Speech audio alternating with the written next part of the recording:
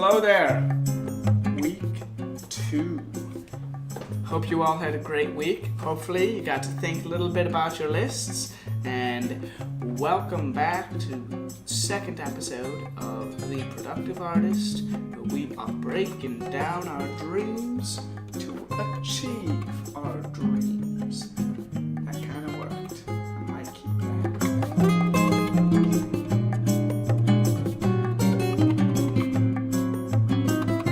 If you haven't already, like, subscribe, share. It's going to be another great video today. Kind of basic. Everybody kind of already knows this.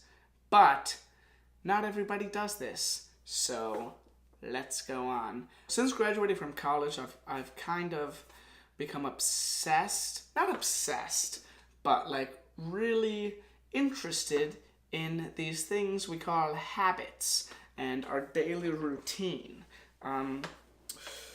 Why do they matter? How do they affect me?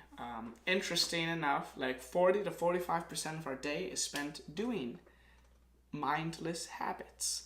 So I've realized that in order to get to Broadway, I need to change a lot of my daily habits into something that is more focused in a direction that I want to go, instead of just aimless wandering, which is basically what I do right now. With this, I don't mean like I need to start practicing 10 hours a day, dance, acting, singing, dance, acting, singing.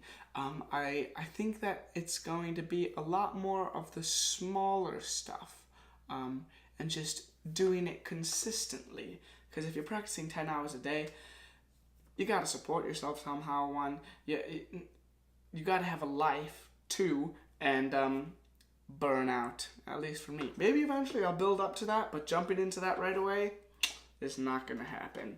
So today, we are going to focus on the 5-year plan. I watched this video that talks about how it's actually the small things that we do every day that really create our entire lives. It's not the big decisions like, who am I going to marry, or do I go buy this house? But it's the small stuff, like, do I wake up early? Am I eating healthy? Am I focusing? Am I reading lots of books? Or am I playing video games or watching TV? Or, those sorts of choices that really create your life.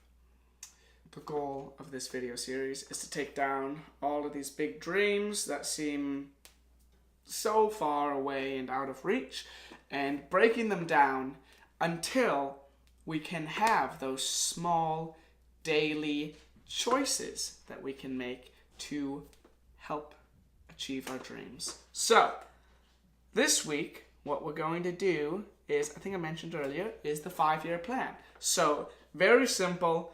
All you gotta do is pick a dream that you want to achieve in 5 years. Don't let fear control you. Don't let, oh my gosh, like, is this even possible? Don't let any of those doubts or anything cloud what you want. Imagine if you didn't have a care in the world, money, shelter, food, all of it was given to you, and you wanted to achieve this one thing. What would it be?